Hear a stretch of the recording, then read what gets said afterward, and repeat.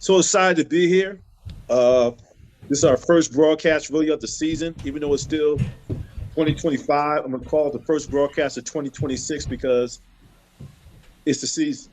it's, it's the season of seasons, the season of giving, the season of thanks. And we have a great man here tonight that's giving a lot back. He's thankful. He has a great faith background. So I'm really proud of that. And, he cut his teeth in terms of basketball. So our guest tonight is Mr. Lowe's Moore. So this is the Daniels Foundation for Investment and Development podcast. I'm Dr. Ken Daniels. Our guest tonight is Mr. Lowe's Moore.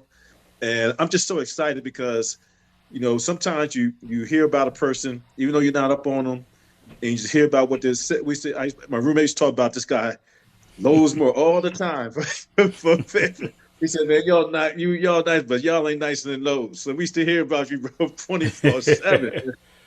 So we knew about you, man. I never did. So, and I just appreciate the work. One thing I'm appreciative, even though our basketball skills is different, I'm appreciative of work ethic. And you probably know what that means. That there's certain people that even when I got into academics, when you learn about the amount of work that people put in, it just opens your eyes. Like, well, I thought I was working, and then you realize that you're not working, right? Because there's somebody that's at a whole nother level than what you are, and I kind of put you in that category and say, wow, I thought I was a worker, and then I say you come out and tell me about Lowe's Moore, the game, and how thorough you were, and so I never saw it up front, but I heard about it. I want you to know that. So, welcome to the show, my friend. How you doing? Man, Dr. Daniel, Kenneth, I'm good, man. I got no complaints, man. For me, it's the best time of the year for me. Family, we just came out of Thanksgiving, and I'm always thankful every day.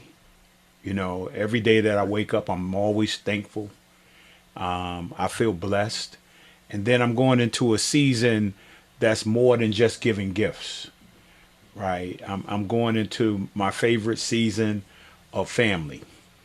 Right. And whether, there's been some times when as a little kid, couldn't get a gift.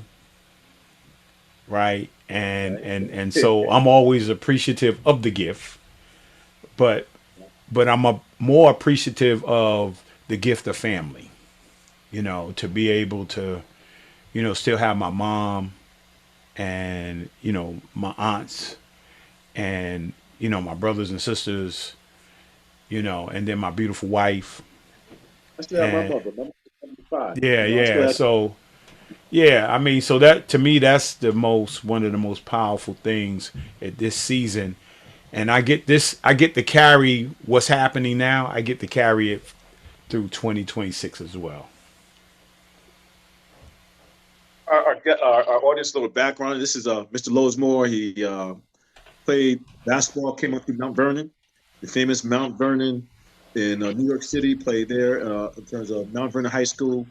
Did you win a state championship while you're at Mount Vernon? How'd y'all do? You lost some I wins. won a county championship. They didn't have state championships at the time. Okay. They had my year that I graduated. They started having the state championships. I was curious about that. So, champion, you know, went on to West Virginia, folks. Where pretty much put West Virginia basketball on the map. That's kind of how I put you. West Virginia was a football school before Lowe's Moore. Well, I would say they, it was Jerry West, Yeah, Hot that's Rod true. Huntley, Okay, all right. Jerry West, Take me Hot back. Rod Huntley. It was another gentleman. Oh man, I'm gonna have to think of his name. I have to pull out my book here, man. You see this book right here? Yeah. Roll out the carpet. You know, you got Jerry West on it, Hot Rod Huntley, right? With all, And with all, with all due respect to Mr. West, Mr. Hundley, West Virginia is a football school. That's the money maker.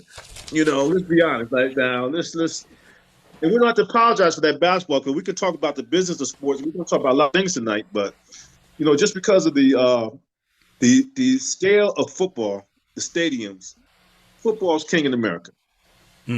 yeah, Got Giants, Sunday is every given Sunday. basketball just can't compete because it's a small arena, and even though the athletes are great, the things that drive. I mean, you look at some of these salaries that's kind of coming out for football. LSU, they got Yeah. the guy out of there, and later, he was the winning team. Didn't even wait. He didn't wait. Go to LSU because it's a marquee spot. Get it, top five spot. You're talking, what, 10 million annually easily Mm. for that's just 9 months. That's not even considering what he's getting, other stuff, the ancillary income. Yes, right. So it's just amazing. It's just amazing where sports is at right now in terms of the marketability of business. And we're going to talk about your depth there because I don't look at you as just a basketball player. You basketball and now what you're doing with the blueprint as a businessman, and you informed me a little bit later that you've done some stuff in terms of the school system and being able to penetrate that in terms of consulting also. So you got your consulting hat out, and I find much respect for that because that's you got transfer skills. So, Yes. so yes, we just got a powerful guest here, folks here. Lowe's is he's a man of faith. I know his wife. I know his wife at Fairfield, and I want to thank Patrice for connecting us because she just had a vision, and there's some things I want to talk to you about down the line in terms of maybe you might be able to do some partnering in terms of I come in for a day, you come my way for a day, just joint venture kind of thing. I think there's some possibilities there because when I'm as strong as you're strong, I think as a team, I think we make a great team. We might be able to do some things in terms of putting together a package in front of a committee. Say, hey, we come in and do this for your institution. Whether it's a class or something like that or whatever. So I want you to think about that. I got my on you, bro. I hear I you. I hear you. I hear you. Yeah, I love it. So, folks, let's stay on the basketball side because that's what you're known for. And so again, went to West Virginia, had this great career. In my mind, put West Virginia back, putting it back in the consciousness of people. Because West Virginia had been dormant for a period of time, and you come along, you spark plug dynamic, you're a dynamic player, and then you went on to this NBA career. So we kind of fast forward it. So that kind of takes me to my first question because I have much respect for because the work effort it took to kind of get where you were in terms of going through the minor leagues, the CBA, working your way up to the net. So can you talk a little bit about? Let's just talk about in terms of some people. So you played on both Phil Jackson, George Karl, BA, two great coaching minds. They're two of the best. Can you talk a little about that and what you learned from them, and how that shaped you going forward in terms of what you did in your NBA career?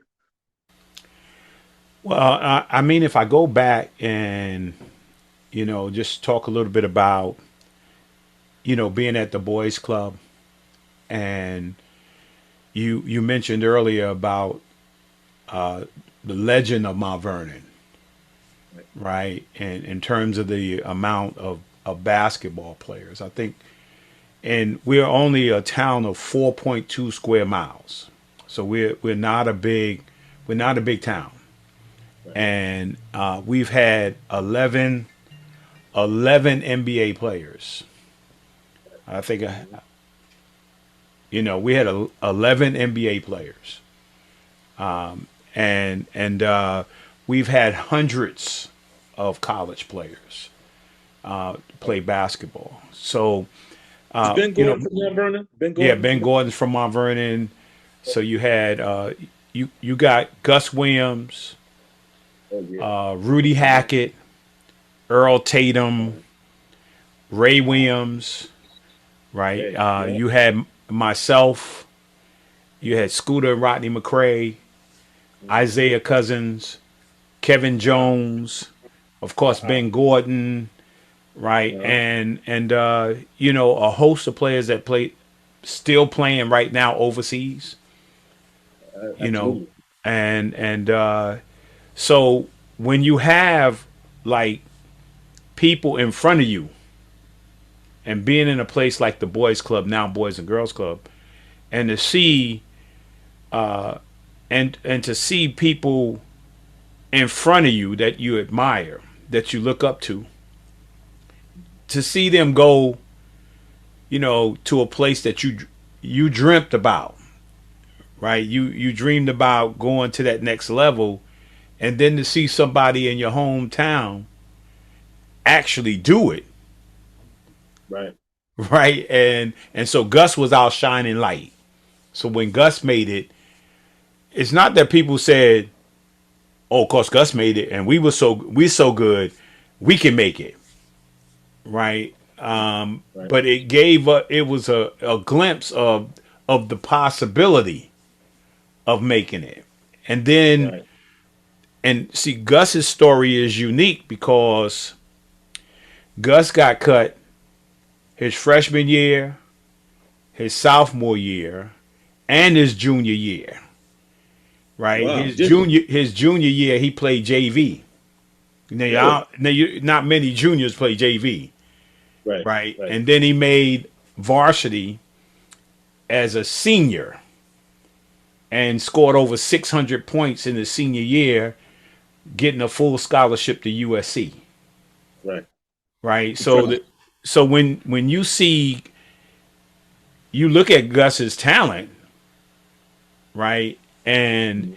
you like wow, but more than looking at his talent is to see the work ethic, right? So there were a lot of talented guys in Mount Vernon, but to see the kind of work Gus put in, right? You're like, oh man, Gus, you see him in the gym, you see him working, and you're like, wow, that guy's putting in the work, right? And then you see the humility of a guy, Right. the humbleness of a guy, and then you see a guy going to class because you can't get a full scholarship to USC if you didn't go to class, you didn't get good grades, you didn't graduate. You understand? So Right.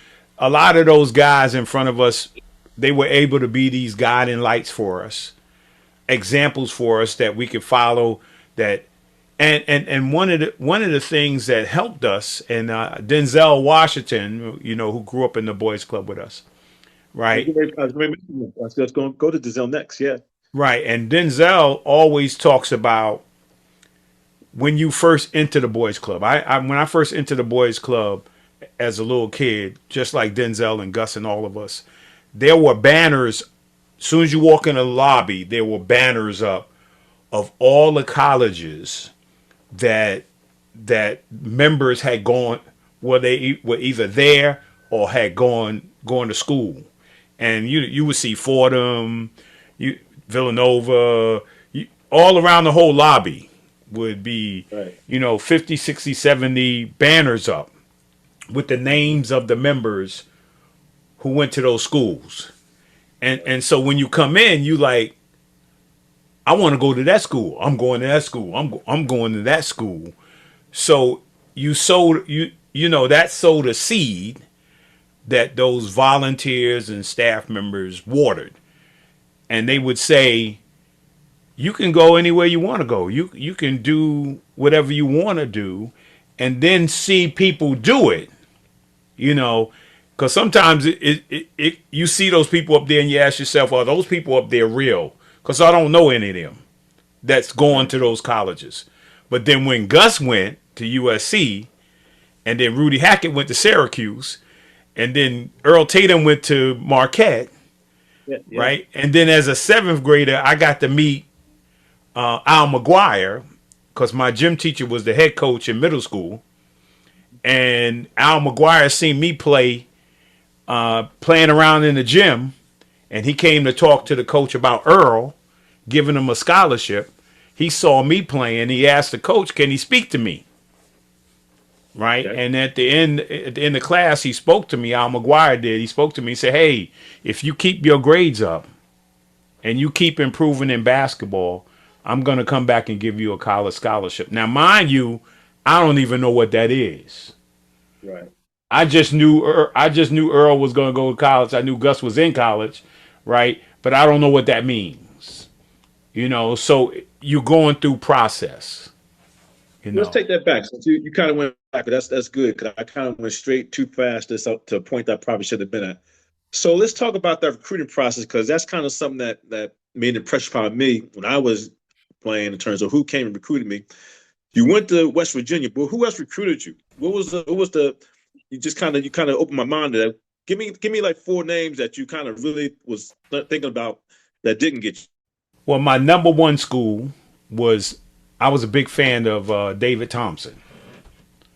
You know, Okay. because you know David had that 44-inch vertical, Yes. right? Wow, you would have been And fantastic at yeah, infantry. yeah, and I had that 42-inch vertical, and and so you know I always see myself as like a miniature David Thompson, even though he was like 6'4", and I'm like 6'2", you know, 6'1", 6'2", and so I kind of picture myself after Gus, you know, take my jump shot from Earl, you know what I'm saying, take my physicality from Ray, and then jump Yeah. like David Thompson, you know. So I wanted to go my number one, and then I was born in Plymouth, North Carolina. So I was born in North Carolina, and most of my family Okay. was in North Carolina at that time.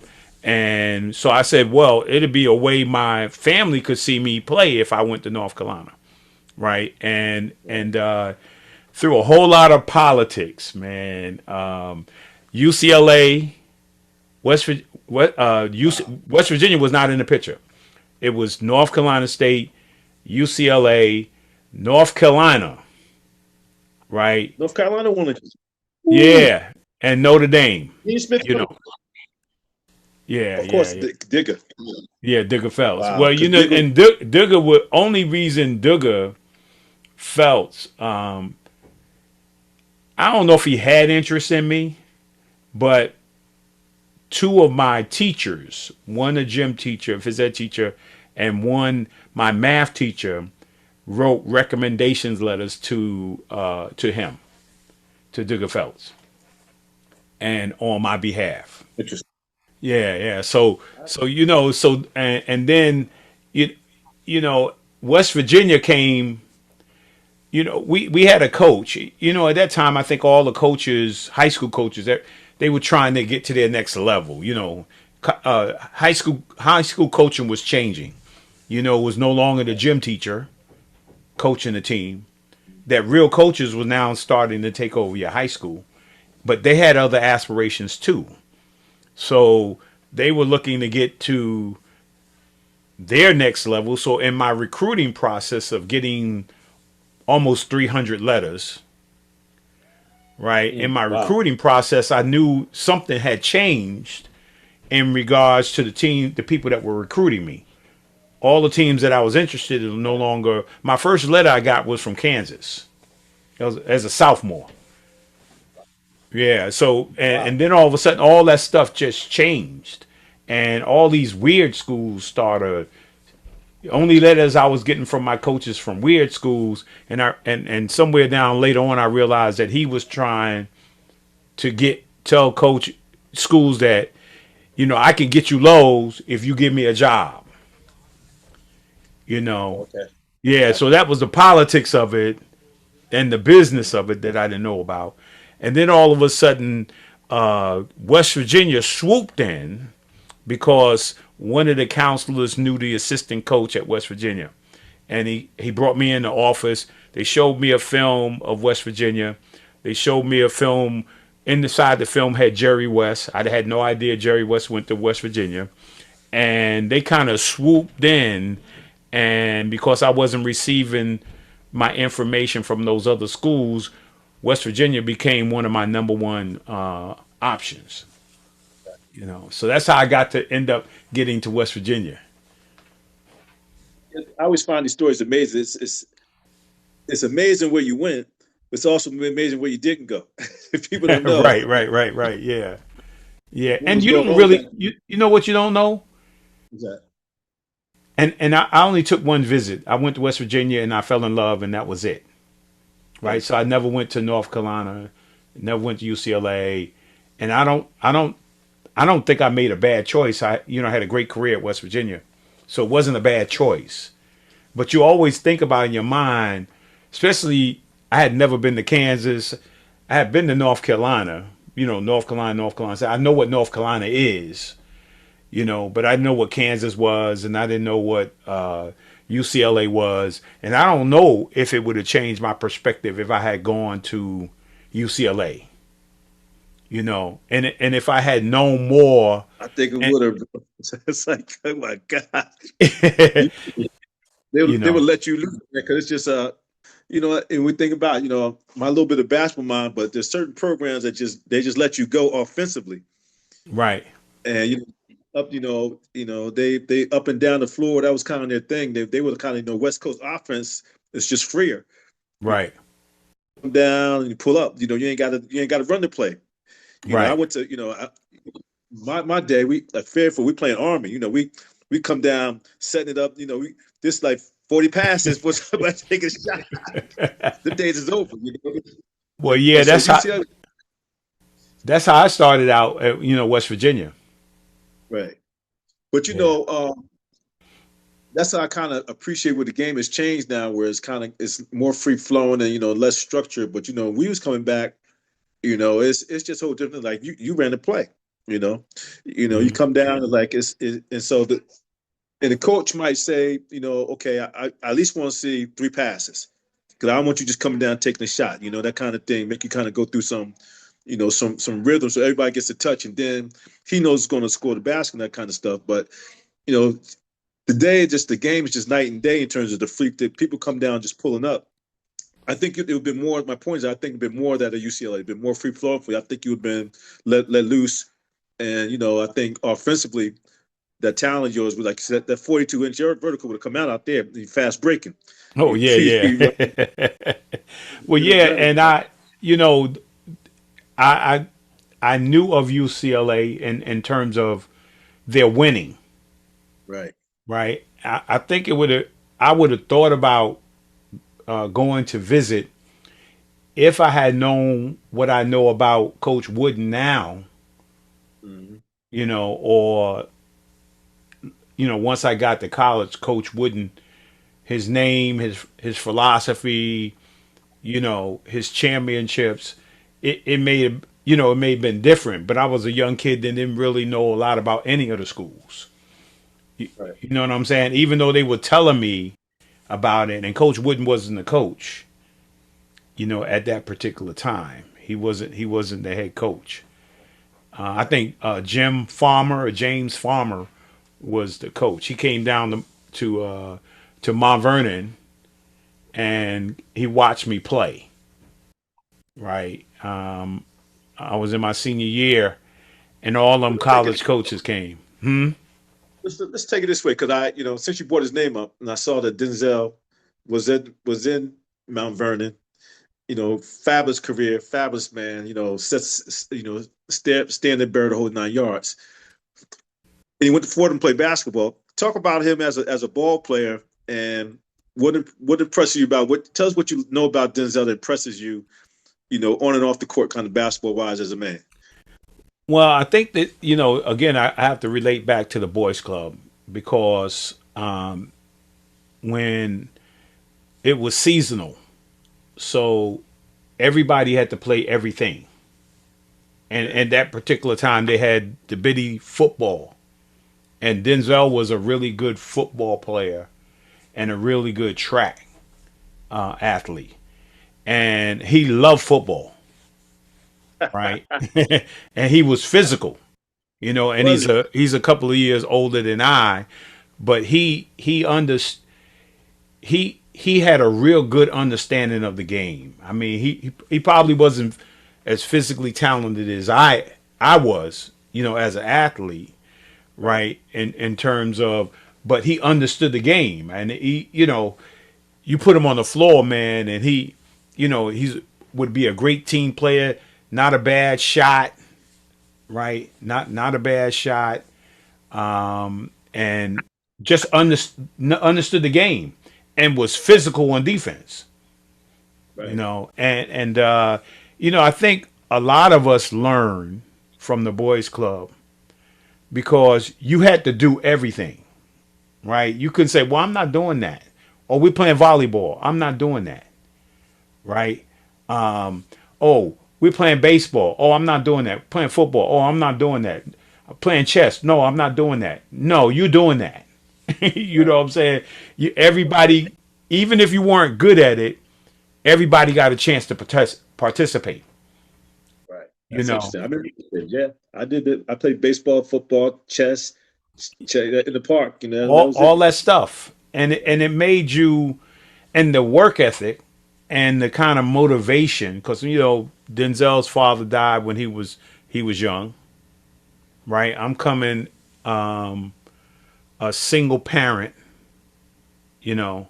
I'm in a single parent home as well, right? So many of us kind of grew up in those in during that period, right? And so boys club became a safe haven, and the men that volunteered, they were tough, man. They were tough. They didn't take no crap, and they kind of laid that foundation of work ethic, and whatever you find your hand to do it your best.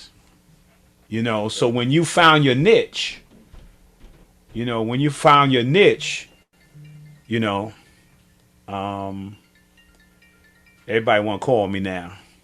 Yeah, I know. That's how it goes, bro. That's how it goes.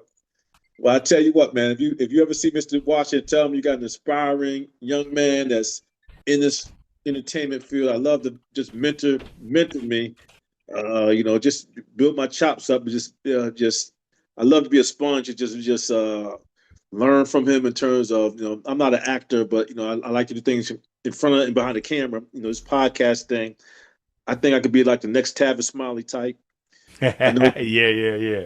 I know you with the blueprint. I know you got aspirations of probably being on a major network one day. I see the aspiration. I see it. I see the investment you made there, and I think you could do it. So this is kind of the genre that's been opened up in terms of this new avenue of entertainment and field, and whether you're a sports reporter or you hardcore news. I think that you really got to we kind of shifting gears here. I really think you Yeah. got to go in there with the blueprint, and Denzel's. I mean, you got that. He's the kind of person that can give you advice. I think that's amazing that you could say, "Hey, I don't know if you got his number. Hey, Denzel, I'm thinking this, blah blah blah." That's a hell of an asset. Because Well, he was very, very instrumental in my development as as the executive director for the Boys and Girls Club, and in terms of him being the national spokesman for over 50 years now for Boys and Girls Clubs of America, right? And so having him at that at the highest level of Boys and Girls Club, I was in. I learned a lot. You know, we both. I mean, the other thing, part of it is, you know, the skills that we learn. For me as a basketball player, they were transferable. right, So if one thing, my coach, Mr. James Jones, he was my mentor and like father, growing up, and he used to say to me, because I used to hound him. I used to hound him. I said, Mr. Jones, I want to play in the NBA. I want to play for the Knicks. And I was a little guy, like 12 years old, 11 years old. I want to go, I want to go to the pros, and I used to bother him. He said, man, boy, get out of here, man. Boy, get out of here, man. You pros, get out of here, man.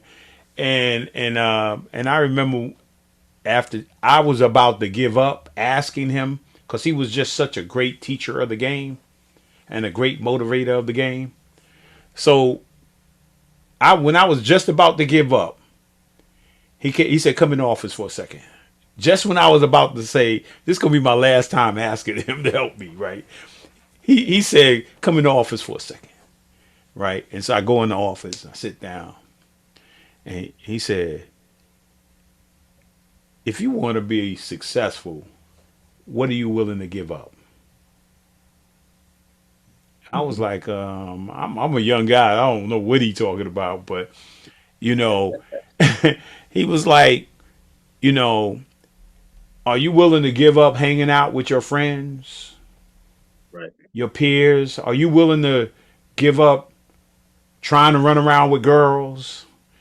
You know, and he said, if I tell you to come to the club at 12 o'clock at night, would you come? I'm like, yeah, I'll be there. if I tell you to come to the Hmm. club at 4 o'clock in the morning, would you come? I said, I'd be there. He said, well, the same thing you have to do to be successful as a basketball player is the same thing you have to do to be successful in the classroom.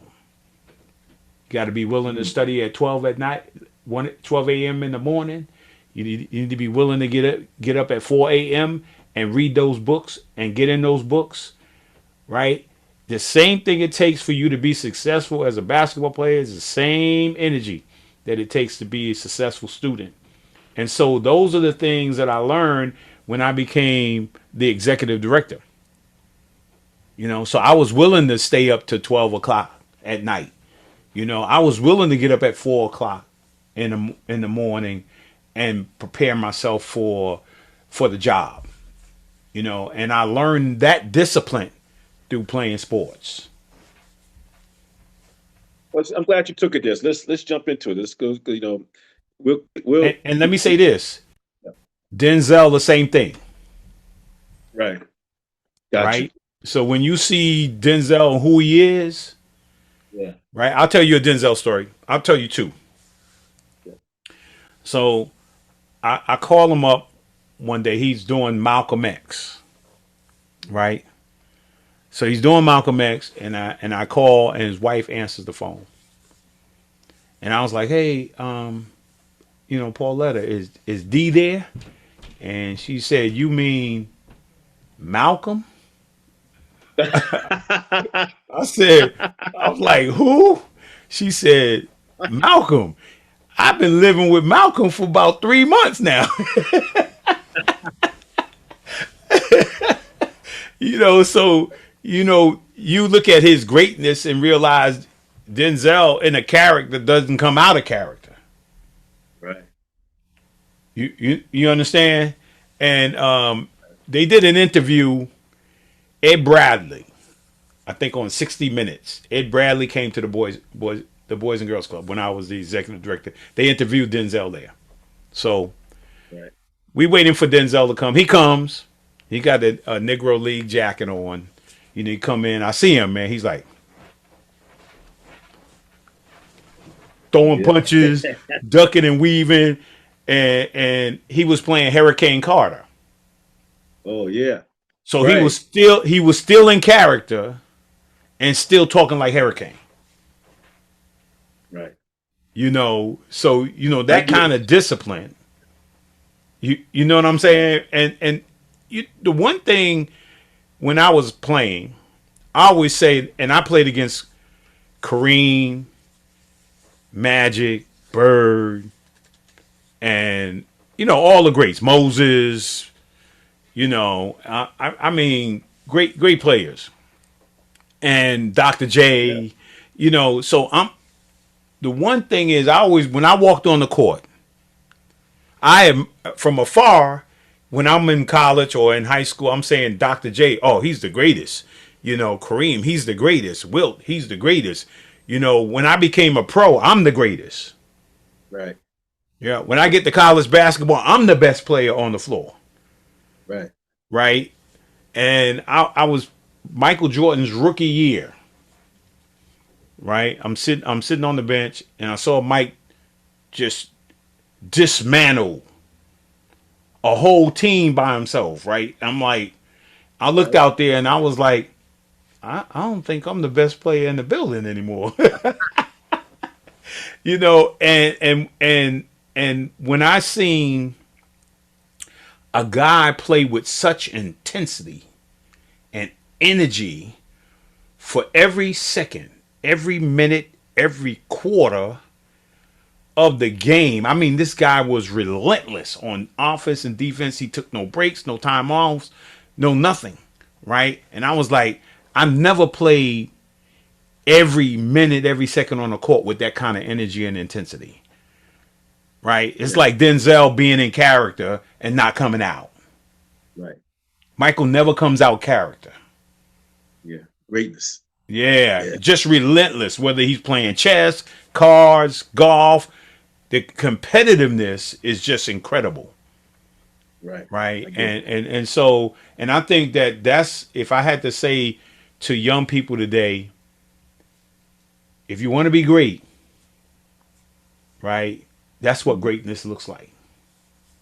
Yeah, work ethic. I get it, man. Yeah, man. So let's stay on this. So in 1993, you kind of know some of these questions I'm gonna hit you with. The boys' verge of closing, and what made you leave? Leave? Did that spur you to leave professional basketball? Did the fact that you're closing, you felt that they needed you? And how did you turn around? A little funny. Tell us about the turnaround job you did. What went into that turnaround, and what your experience there, and who helped you, and the community. Let's talk a little bit about that. Well, I probably could have continued to play basketball. I could, probably could have looked at going overseas and so forth and so on. And I got a call from Mr. Jones, my mentor. He was the unit director at the club, Yeah. and he said, "Man, you ought to think about coming back and becoming the executive director for the Boys and Girls Club." I was like, "What? Yeah. Uh, that's something I'm gonna have to pray about, Right. right?" And I got really excited when he said it, but I don't know what I don't know what I've been to the Boys and Girls Club. I've been a member, a junior staff, counselor. I'm saying I don't know what it is to be an executive director of a Boys and Girls Club, right? But we were Mhm. always taught to research, Yeah. and at the same time, Phil Jackson had given me a call, Hmm. and he asked me to come. I was at the end of my career, and he asked me to come interview with the Chicago Bull when he first got the job.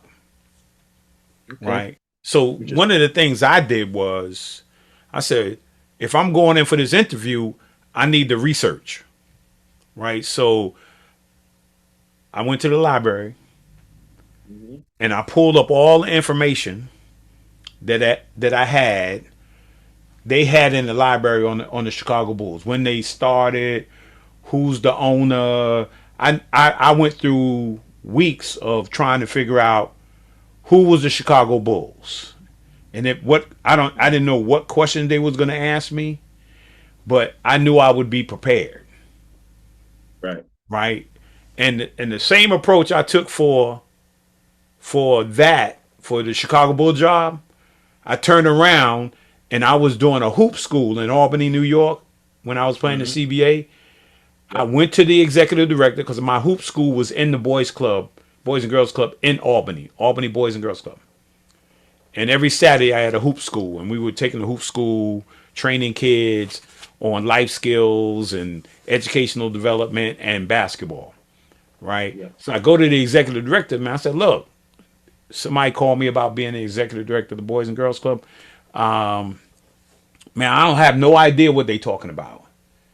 So the guy gave Right. me a book, like a couple of encyclopedia books. And man, Hmm. I dove into them things about how the Boys and Girls Club started and all the things that go into the Boys and Girls Club. What is a board? What's the executive director? And all down the line. And I prepared myself for the opportunity. Interesting. And that's the way we were taught, right? Hmm. We research a thing and we figure out what it is, and then how do we come up with the solutions, or the answers to the questions. And that's how I work. I don't know about, and I think that's how all the guys I know that grew up in the boys club, that's how we do. That's how we work. We research, and we figure out what the answers and solutions are.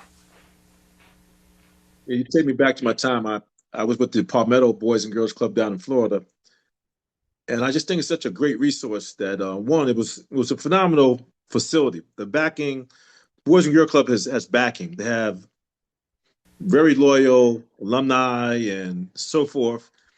And this place had been torn up by the hurricane, and they came back and they redid the whole thing, put state of art internet in it. You could teach there, teach young women, men. It's not, even though it says boy, focus on the boys. It does a great job with the women. A Oh lot of yeah, great yeah, yeah. women. Without doubt. Yeah. women in the Boys and Girls Club, what they do in the women's training blew my mind. Like, oh man.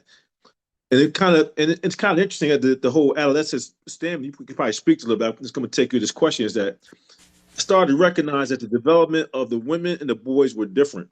You probably could speak to that. Yeah, yeah, That yeah. the girls a lot more focused, mature, in on it, and the guys kind of a little more frazzled, still not really getting it. And the women get it real quick. The girls got there real quick. They knew that that somehow that they were very professional, came in very respectful. Not a lot of goofing off. Sat down, did the work. Guys come in and give be messing with you like, hey man, blah blah blah. Back and forth, not really focused like that. So, could you talk to that about a little bit? Years, it turned to be another career for you. Maybe one or two kids that touched you and how that played into your faith or what you did for the family or something that we might not know about that goes into what you've done. Anything that you might want to share that's the specialness of the Boys and Girls Club and what you did or how they did it. Well, you know, before I answer that, my wife went to the boys club. I mean, you couldn't be a member as a young lady, but my wife started out playing basketball in the boys club under Right, Mr. Coleman, Mr. Joseph Coleman. So there was girls there. right, There were girls in the boys in the boys club, and then eventually they had cheerleaders. They started having programs for the club, and then in the 1980s, the National Boys and Girls yeah, Club, right? It was strategic. Felt like they were struggling to get money to support boys' development, right? But everybody was willing to give girls. So they said, "Oh, we might as well add the yeah, girls. Of course, we get more resource." mhm, You know, and yeah. so Got more. right. So and then growing up, what people wanted boys to become was different than what they wanted girls to become, right? Yeah, And so the focus was on more on the boys in regards to work, mhm, and becoming leaders and so forth and so on, and work in the workplace. So that was a different mindset, right? Back then, and so opportunities for women or girls at that time was like, hey, so they were trained differently. They right, were going to do different things, and then eventually it started to change. yeah, Society started to change, and then what you realize is that women excel early and boys right. That's what I'm excel getting at. late, right? Yeah, They excel late, and somewhere down the line they wake up and get it, right? Girls didn't have a choice. The boys can get mess it right. around. The Yeah, boys can mess around, but yeah, mothers and fathers wasn't playing with their daughters. I mean, they you could get out of hand, but them girls ain't getting out of hand. That's their babies. right. Yeah, That's their babies. You know, and I've had a lot uh, from the basketball side of it. I had Ben Gordon, mhm, who started out as a seventh grader at the boys club. Of course, and being able to train Ben from seventh grade all the way through high school and then over into college and stuff like that. It was a pleasure to come in his life because he had his grandmother and his mother, right, and they were very spiritual women, right. I remember the first time I offered Ben an opportunity to be a junior worker at the boys club. I seen something in him, and he was very focused, and I guess he ran home and told his mother, "Hey, Mr. Moore wants me to be a junior counselor at the boys club." So his mother shows up the next day, and she says, mhm. "Hey, Mr. Moore, I appreciate what you're doing for Ben, but if he's not doing well in school, you can forget to work." You like that? And she was very spiritual. So every day she had prayers with them, and they read the scriptures together every day. All the way through college, and even though when he went out and did whatever, he became a man and made his own decision, his mother was still there, and Right. in his life, and there's been many young women and young men that we've been able to cultivate over the years that have gone on, you know, to be lawyers, doctors, teachers, coaches. Over the years, man, we've seen struggling families, right? And I always tell parents, we're not here to raise your kids. We're here to support you in raising your kids. Right. Right? I'm not trying to be the father or the mother. We're not trying to be the mother.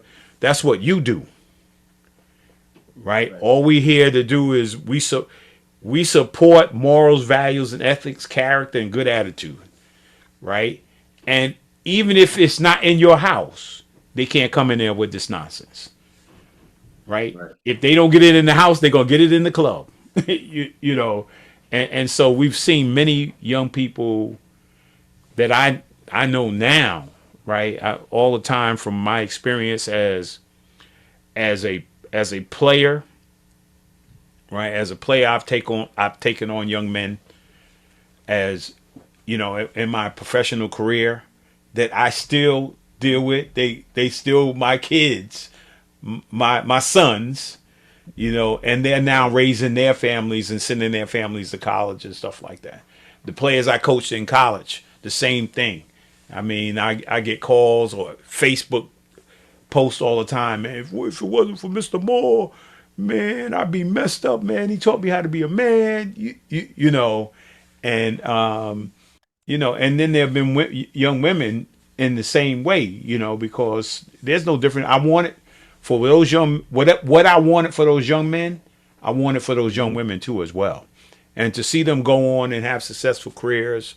My wife and I have coached people, and they're doctors and lawyers and now judges, right? And we've worked with them over the years, man, and it's been just a pleasure, right? Because technically that's really what it's all about, and really is the biggest reason I chose to go back to the club. Right? Hmm. It was two reasons I went back to the club. Because I could have been a Sat Sanders. You remember the great Sat Sanders, Yeah. Sure. Boston Celtics. So every year Sat Sanders used to call me. You still want to coach, right? So Right. I could have been an NBA coach, right? But I chose to go to the Boys and Girls Club. But even the first 10 years at the Boys and Girls Club, he used to call me every year, man. They having Chicago camp coming up. You want to coach, Right. right? But for me, Tough choice. I don't know. That's I'm interested that you turn that down. That's interesting. well, it's not tough, right? Because in my again, it's the research. I went to Phil Jackson, right? Asked him about and George Carl, and talked about coaching, right? And the one thing I was listening for was, how did you do this with your family? How do you Mm. make coaching work with family? Because I grew up in a single parent home. My father left when I was like 10 or 11 years old, right? And I lived in a domestic violence situation, as a young kid, right? So, and my father, not too long before he died, was the first time in the CBA, like one of my last games, a whole family came up from Mount Vernon to Albany, and my dad was there, right? It was the first time he seen me play basketball. Really? First Wow. time. So Now, when I heard Phil Jackson say and George Carl say, I don't even remember when my children started walking. I don't remember when they graduated from elementary school or middle school, because they were so connected to the coaching right. that their Yes, sir. families were doing their wives were doing the nurturing, Right. and I said my father didn't see me do any of those things. One of Hmm. the things I wanted to do was to see my kids graduate from elementary school middle school, high school. I wanted to see them go to college. And so it was an easy decision to go back to the Boys and Girls Club, right? And as I helped them, me and my wife helped them to do those things, we wanted to help other kids have an opportunity to do those things as well. So those two things: your kids graduate, and to see the kids in the community get an opportunity to go to school and graduate. So it was easy. Wow. Yeah. Hey, let's shift gears a little bit here. I want to go and dig into your soul a little bit. So I kind of did some research here and it says you were ordained in 1986 Yes. playing professional basketball. You were ordained as a minister. Yes. And so, Not when I you're was not when I'm an elder right now, but I when I played basketball, I wasn't ordained to I re, um, when I stopped playing. Well, I had stopped playing. I had retired, Mhm. came back to Mount Vernon, right, and I ended up, being home for a year, and I got my license to preach, Gotcha. right, and then So, Phil Jackson called me up yeah, and said in Albany that the players are not like you. They're not community oriented. They're not team focused. Would you come back and play? okay. And so I unretired and I went back to Albany and I played. And I was an elder. I was an elder then. Yeah, but Gotcha. I started ninth grade. Ninth grade was like when I gave my life. Always went to church because my grandmother used to always say to my mother, "You taking them kids to church?" you know, and it was ninth grade. I met this young lady and joined this church, and I gave my life to God, and at 14 years old, and forever I have been, even though I wasn't licensed to preach, you know, by playing basketball, I was preaching all the time, you know. So I want to take this in a different direction. So I don't know if you know one of my boys is Calvin Duncan, and Yeah, that's Calvin's a my minister, buddy. and he did athletes in action. Calvin. I'm so proud of him because he made a very fundamental decision back then that I don't think people still this day don't understand. That he was drafted to play, be in the backcourt with Michael Jordan. yeah. And this dude gave that up. He said, "No, nah, I want to do that. I'm going to athletes action. I ain't playing pro ball. I'm going to be, you know." Can you walk us through what the mind, what kind of mindset does a man have to do that? Because I have so much respect for that. And I know Cal. I lived in Richmond. He lived in Richmond. I kind of know some folks. We ran into each for person. hmm Uh, Tell me what does it take for a person? Because you choices. Basically like, nah, I know this the glitz and glamour sounds like, but nah, that's not me. I'm going this way. So walk us through the mindset of what that means. How much spiritually? What does that mean spiritually? Let me get to the quick question.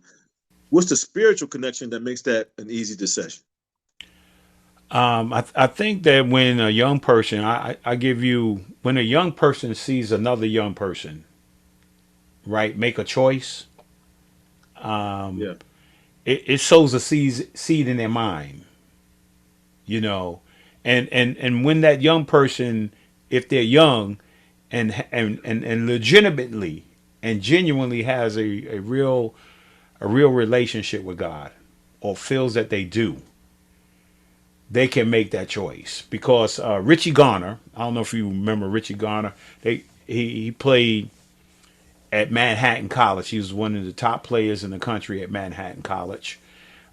He's still in the top 5 all-time assists and scorers for Manhattan College, and he graduated from Mount Vernon High School, and he was my playground teacher, Okay. right? And I used to go out to the 4th Street playground early in the day and during the summertime, and he would be out there reading a book, right? And then somebody said to me one day, "Hey, Mr. Garner over there, got drafted by the Knicks and the Pacers of the ABA. I was like, what? Well, what? Why is he here in the playground? Right. So I'm intrigued. So I go over and I say, because I seen him every day. He used to give us the balls to go play. So I said, Right. Mr. Garner, I heard you got drafted by the Knicks and you got drafted by the Pacers of the ABA. And he said, yes. I said, you're not playing? He said, no, I'm studying, right? I'm studying to be a minister. I was like, yeah, he said, I'm going to be a Mm. pastor. And I was like, you going to give up Okay. basketball? I was intrigued by that. I mean, I was puzzled by that. Right? I was like, I didn't understand it because Hmm. my whole dream was like to go play in the NBA or ABA. Yeah. I wanted to play basketball, and I got the same offer. Right? I got the same offer when I was coming out of college. Athletes in Action, right? Offered Hmm. me. He said, "Look, you take 1 year and you go on a mission tour." Right. And Yeah. so as I was waiting for the draft, I flew to California to meet with my agent. And while I was there, I met with Athletes in Action. And actually, I met Marvin Delph. You remember Marvin Delph? Remember the three basketeers? It was Marvin Delph, Ron Brewer, and Yeah. what's the other guy's name? It was three of them. They were three talented. Sidney Moncrief. Sidney Moncrief. Yeah. Out of Arkansas. Yeah, all the Arkansas three, all three of those guys, and Marvin Delt was the better Brown. of the other two. No, but nobody ever seen him in the NBA because he went on missions. Right, he went to spread the gospel around the world, and he played basketball, but he never entered the Yeah. NBA. So Hmm. he had and I met Marvin. We played a little pickup when I went to the Athletes in Action facility in California, and great guy, could play. I mean, he could literally just ball out, And he had made a choice to give his life to God, man, and serve, And so guys make that choice, and Calvin Duncan is a real good friend of mine because I'm in the King movement with Chris Broussard, the National King movement. I'm the chair of the chapter here in Westchester in New York, and he's the chair and chapter in Richmond, and the Right. pastor out there. So I see him all the time. I see Calvin Gotcha. all the time. I mean, but Yeah. it's not, huh? That's my guy. So you see him say, Kid Daniels say, "What's up?" Okay, That's my and guy from high. it's not hard to make that choice. I almost made it. I almost made that to go right, but I felt like while people were going around the world to spread the gospel, right, I Mhm. felt like I could spread the gospel in the NBA, and that's what I did. My choice was to minister in And the I still NBA. think, yeah, I think of Calvin. I can't, if one, I just, because people would forget that we're not real. He's still a young man at this age. 21, 22. Don't have a lot of experience unless you have people in your ear that give you that experience. Naive I was and immature in terms of some decisions I made. 19, 20. I thought I was a man, but what I know now. You know, around me in terms of people in my ear. I think once you go to higher level programs, a lot more people are in your ear. You get more guidance and experience, and I think that helps along with the facilities and stuff. So, but I just found it real interesting that Calvin, we played VCU, beat VCU. Calvin wasn't at that high level school. VCU was basically, mid major like it is now back Hmm. then. It Yeah. wasn't really, it wasn't North Carolina like that. So but VCU has a huge following back, and there's a lot of people in your ear giving you basketball program. So you're getting a lot of different viewpoints, you're getting a lot of information. And I think that's the difference. You don't have to really be at a kind of get some of this experience. You just need to be at a program that people are really vested in the program to take it to another level.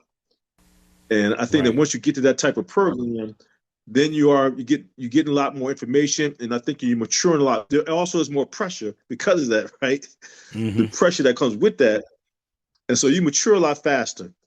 I think that's the key thing that I see some big programs here that once you say, okay, we're going to take this to another level, you got pressure. It's almost like forming a storm. Pressure really forms the man. Well, Somebody, hey, yeah, yeah, hey, you definitely. ain't that good as you thought you was. What's wrong? Next time, you better hit the shot. Somebody's in your ear.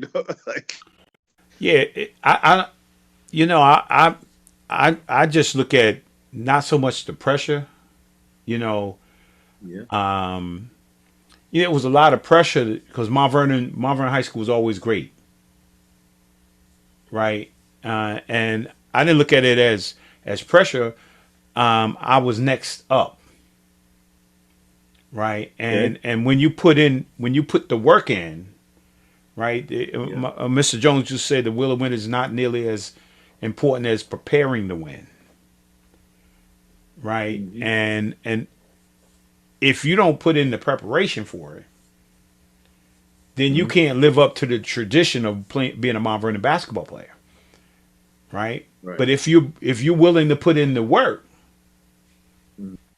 right, and you willing, put the time in, and you have the ability to do it, but you don't work on it. But if you put in the work, man, you're expecting the results. And as long as I could put in the work, I got the results. And again, I go back to those guys who were lights before me. I seen Gus excel, right? I seen Gus excel at the USC level. I seen Rudy Hackett's excel at Syracuse, right? These are my running guys. I mean, these guys that were beating up on me in the summertime. These are the guys that I was looking at before I started to play, who were balling and I admired, right? And I'm Right. like, so one time, my freshman year, we played against Duquesne, and Duquesne had Norm Nixon. Norm Nixon Oh yeah, probably was the best guard in the nation that year, right? yeah. And so Stormy Norman. my first Storm and Norman, first game playing against Norm, they put me. I came off the bench. They put me in the game. They couldn't take me out because I was just balling. Me and Norm was going at it. He was a senior. I'm a freshman. We going at it, right? And at the end of the game, after the game was over, we ended up winning the game. And after the game was over, the news reporter asked me, it's like, hey, yo, you a freshman, right? And how can you play with Norm? He's the best the best guard in the nation. How did you do that? Like that. I asked myself, is he better than Gus Williams? Is he better than Earl Tatum? Right? And I used to compete with them. So why would I be afraid of Right. Norm Nixon? You know what I'm saying? I got my clock clean by Earl and Gus and Ray, right? And Sam. I'm so the way so man, when I came against Norm, I was like, what's the big fuss about? Let's get it on. Let's Right. keep rolling. Yeah, yeah. He was prepared appropriately. Yeah, Yeah, yeah, that's yeah. interesting. All right.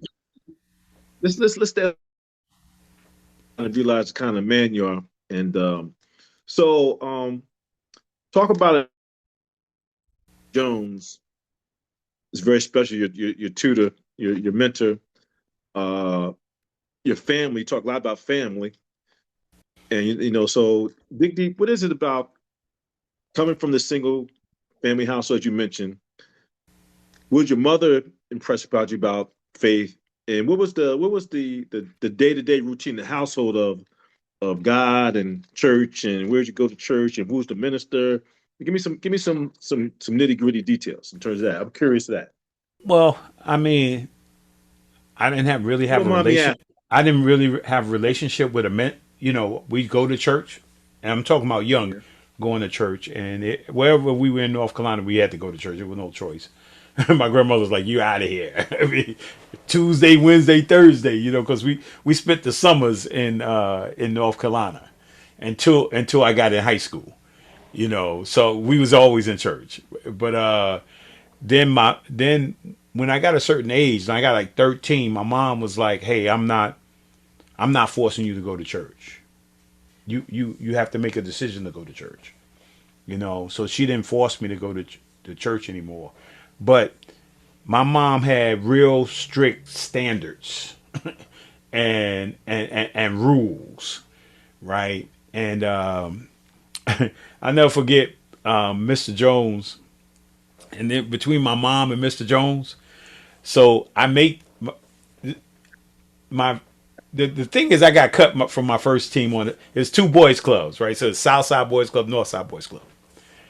So it was my first experience. I had never played organized basketball, just played playground basketball.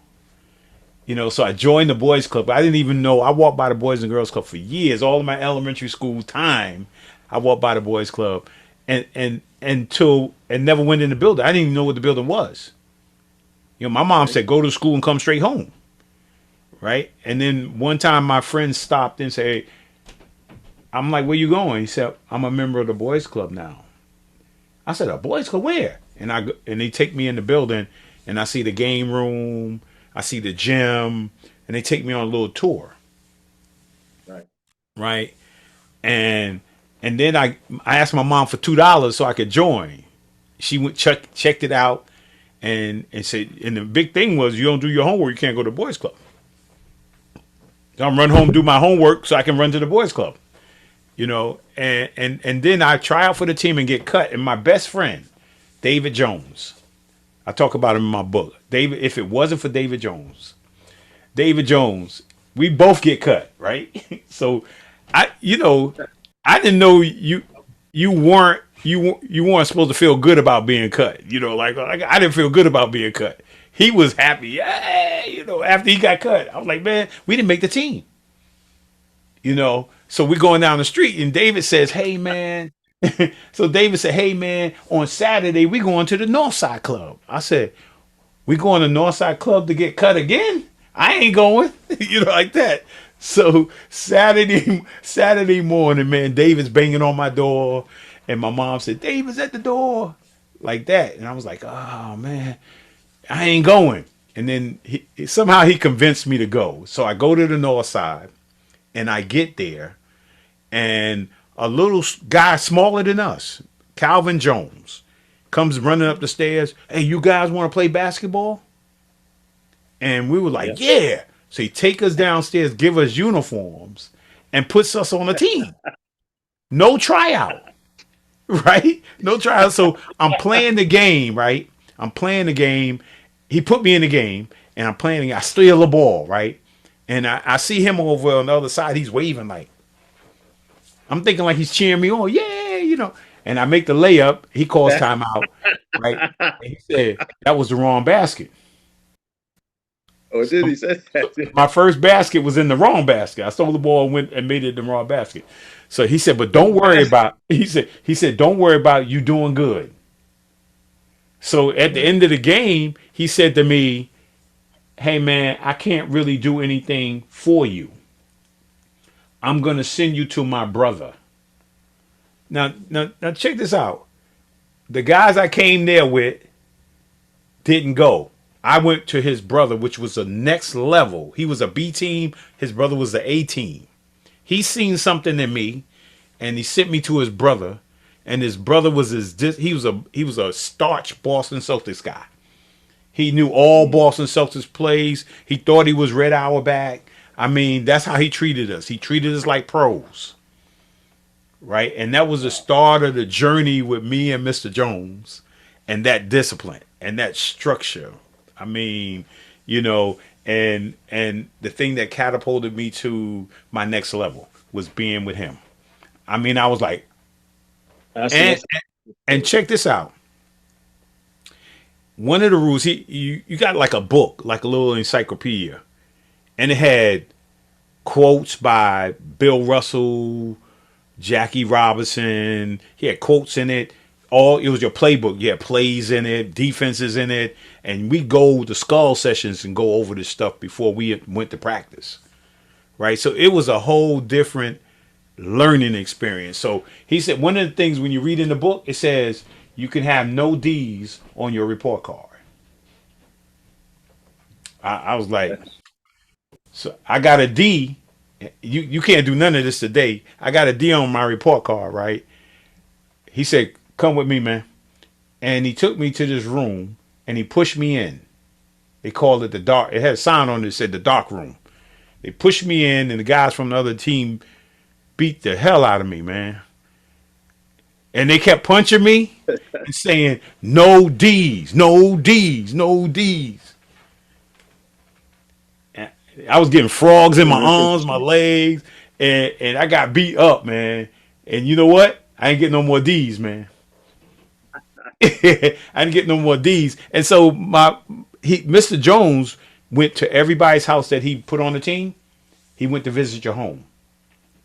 So he Mhm. went to see my mom, and I said, "Oh, this is Mr. Jones." Mr. Jones said, "Look, Lowe's made our basketball team. He's been cleaning up around the club. He's been picking up. He's." And my mother said, "He don't pick up.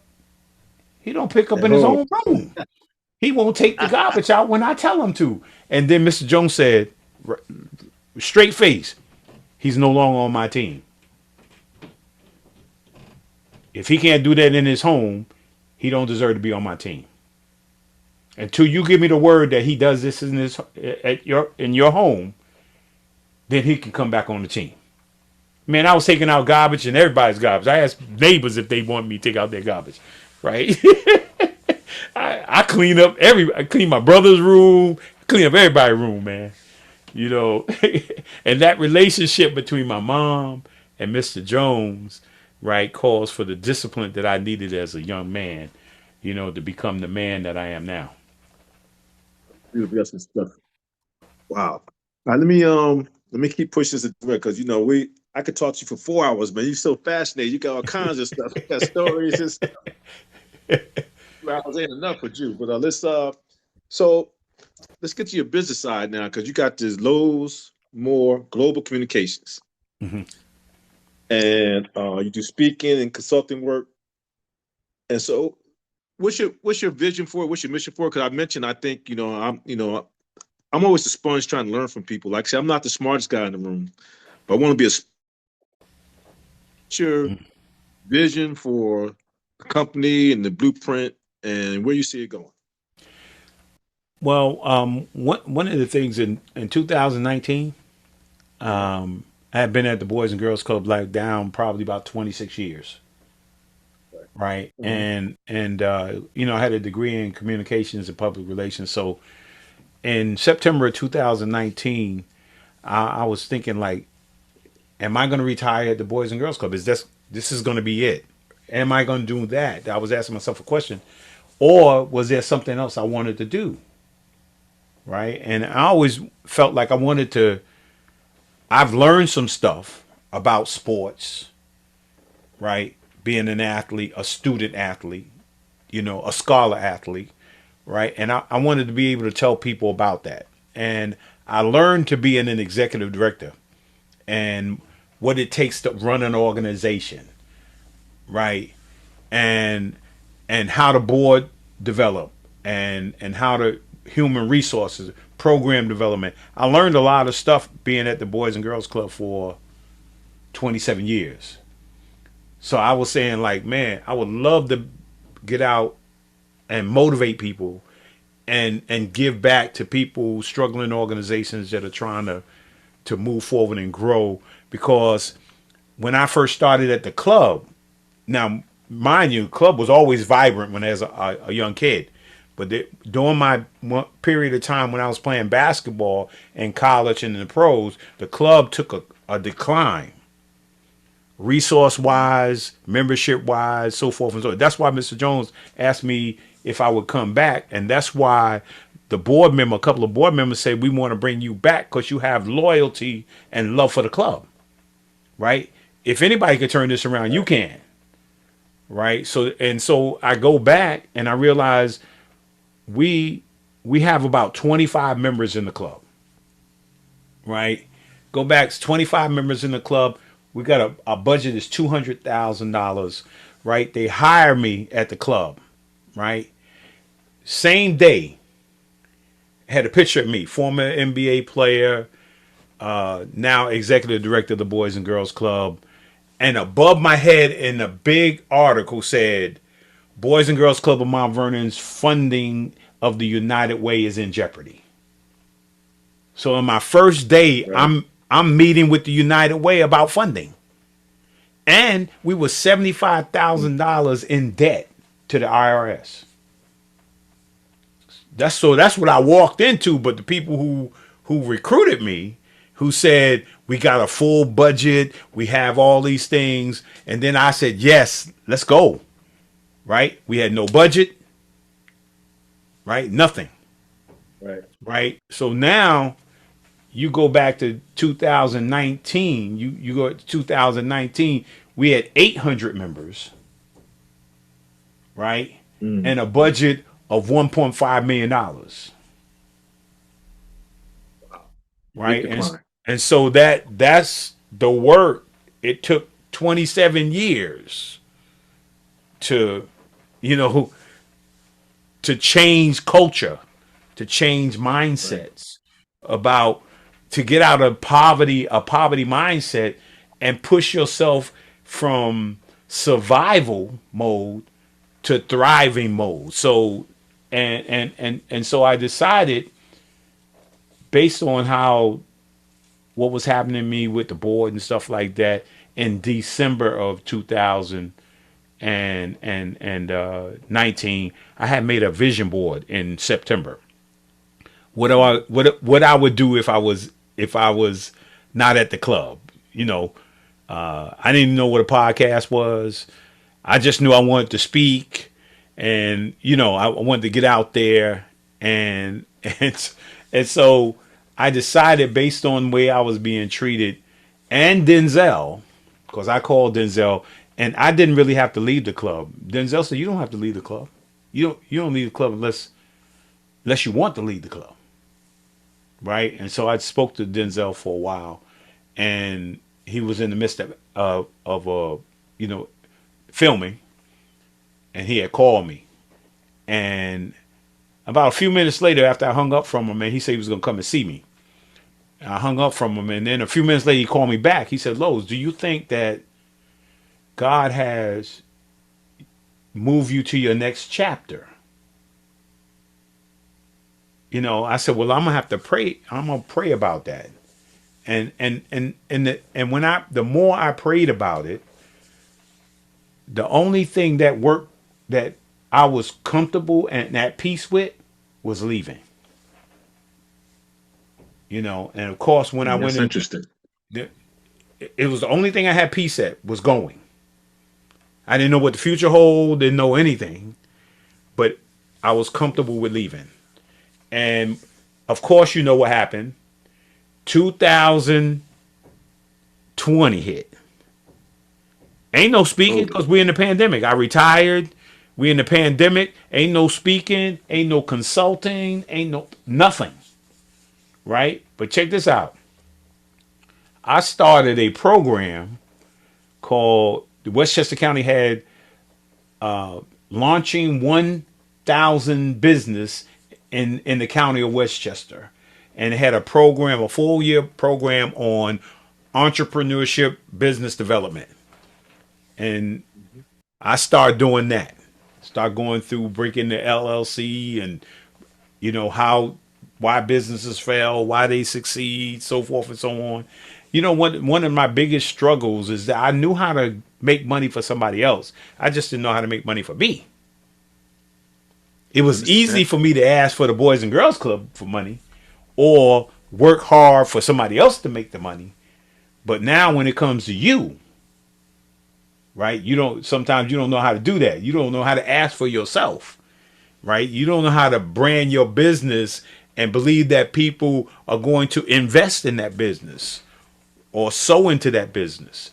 And that's the mindset you have to change. And that's what I'm changing now. Right. So with Lowe's More Global Communication, now that I think we're fully out of the pandemic, I'm learning to invest in me. Right. And I'm learning to brand. And, Mhm. you know, I'm now a licensed vendor for the New York City school district.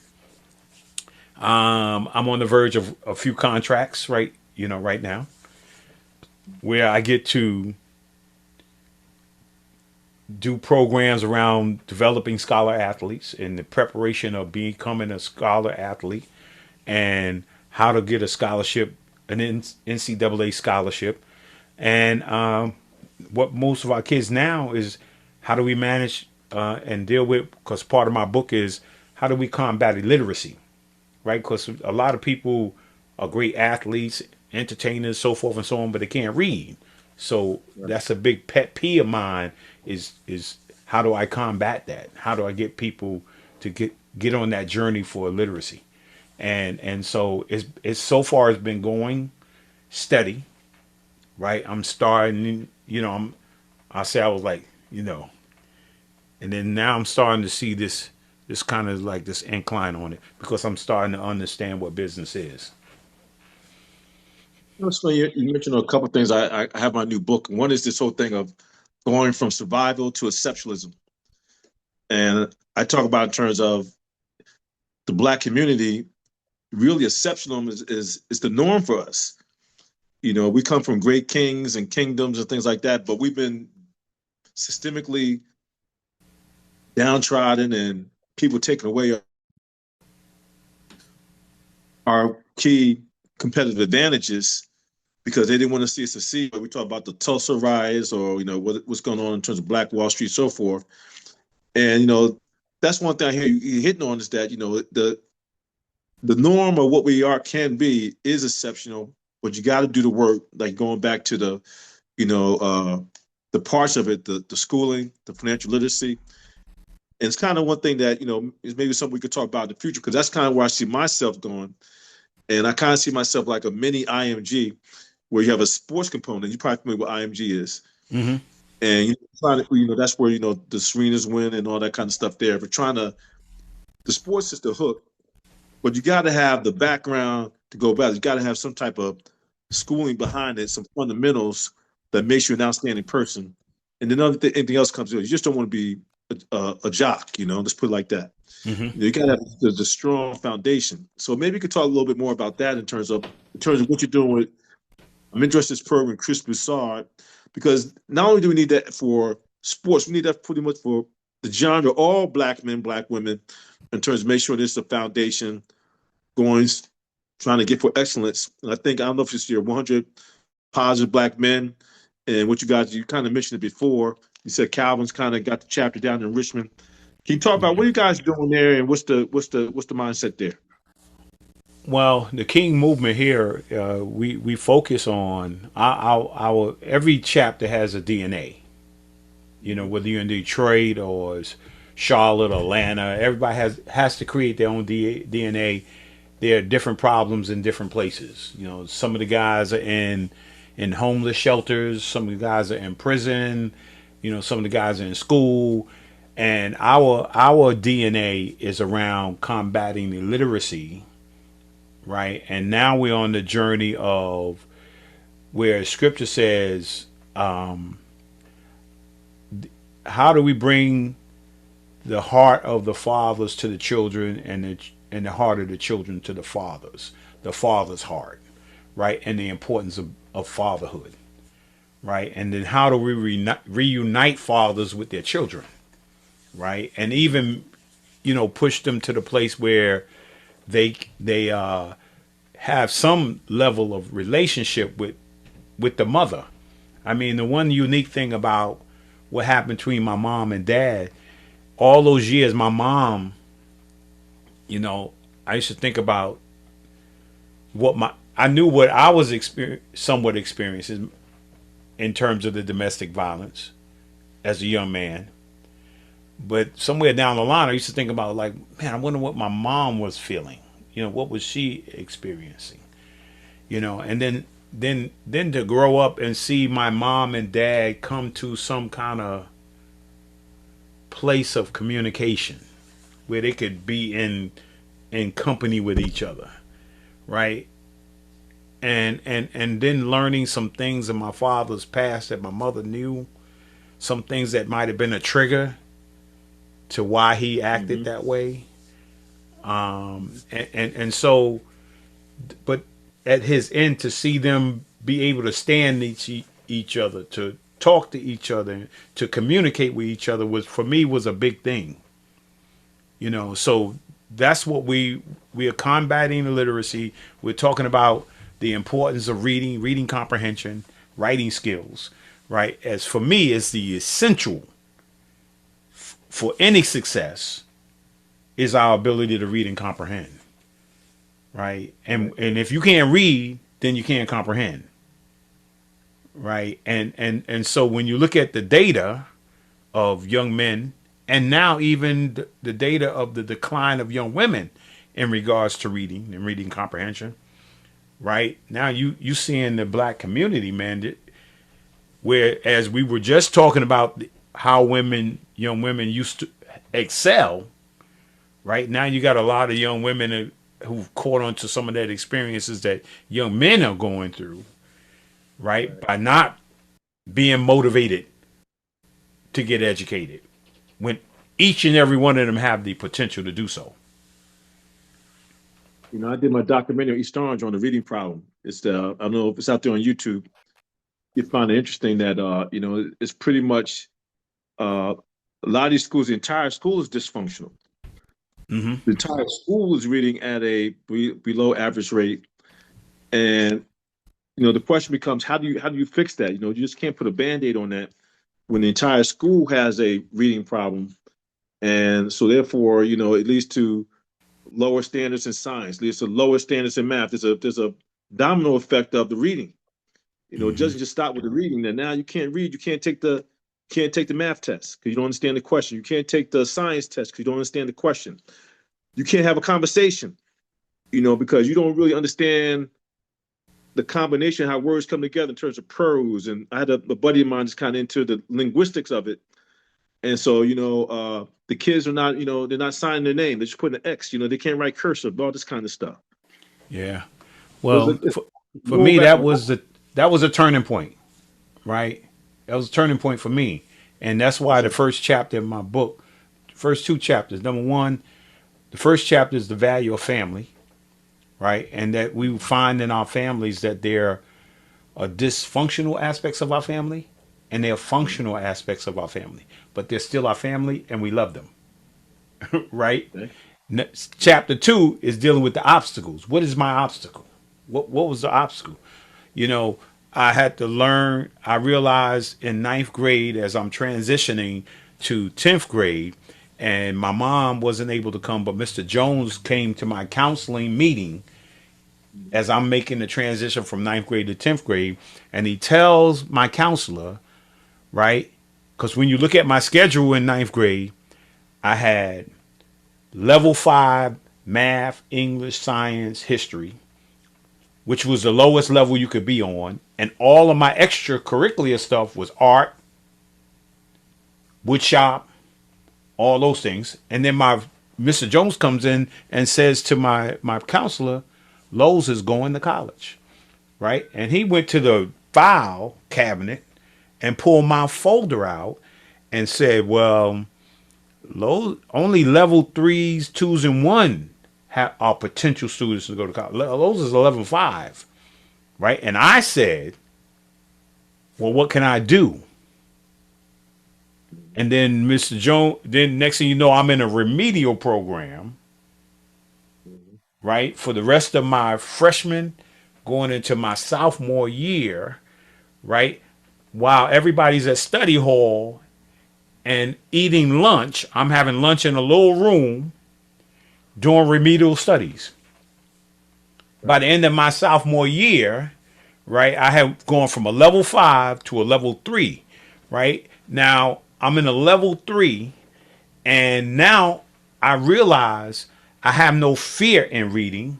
I have no fear in taking a test, but the normal fear anybody has, right? And then once I was able to excel in the classroom, my talent, my gift exploded. Well, think about what would happen when every kid learns to read at grade level and above, and what happens to the gifts that God has given them. You know, inside of them, the potential to be doctors and lawyers and teachers, and, you know, it's unlimitless once we learn to read and comprehend Right. and write, right? I mean, it is the answer. And here's the thing. Mount Vernon, I'm just going to use Mount Vernon as a microcosm.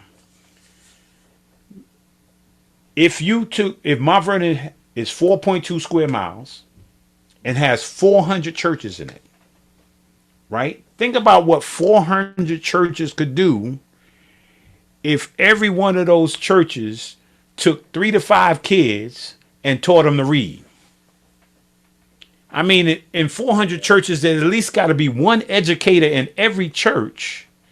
If you open your doors for an hour every day and look at the kids in your neighborhood and say, we're going to have reading instructions, reading improvement, reading development for an hour every day, right? Just think about the church itself, what it could do to the education system. Oh yeah. Well, this is my wheelhouse. I do after school programs. This is kind of my thing. Reading programs, writing programs, math programs, trying to find out what are the deficiencies, so we can we're not going to replace the school system, but we can supplement it. No, but And like the parents, we're not going to replace the parents, but we can right, support them.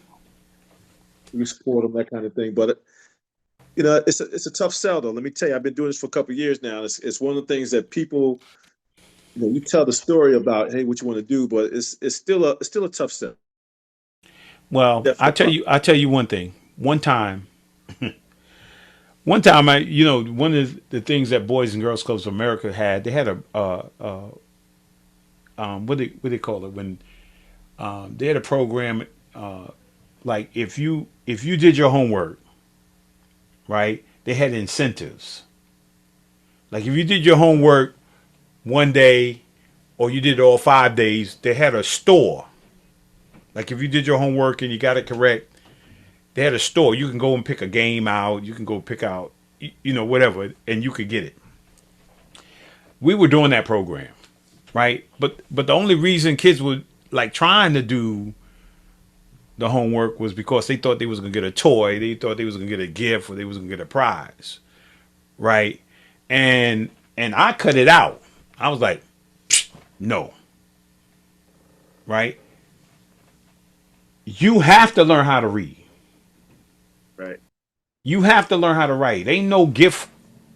No, I'm not giving you anything. If you don't do this, this determines your future. And I told the parents, I'm look, and then the first month, and people got upset with me, right? Because we used to have you do your homework, and then you had recreation. You go to the game room, go to the gym, right? And I was like, first month, September, no, you are in the classroom, and everybody's, if they finish their homework, they reading something, right? That first month, we have to get you orientated in doing work, not playing, Right.